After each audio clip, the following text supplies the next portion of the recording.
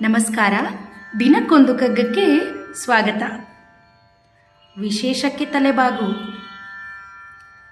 ಜೀವ ಜಡ ರೂಪ ಪ್ರಪಂಚವನದಾವುದು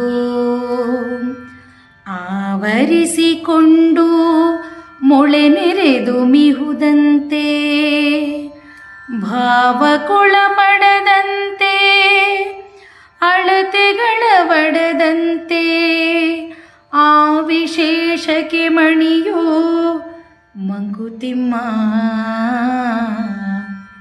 ಮಂಕುತಿಮ್ಮ. ಭಾವಾರ್ಥ: ಈ ಪ್ರಪಂಚವನ್ನು ಚೇತನ ಅಚೇತನ ಆವರಿಸಿಕೊಂಡಿದೆ.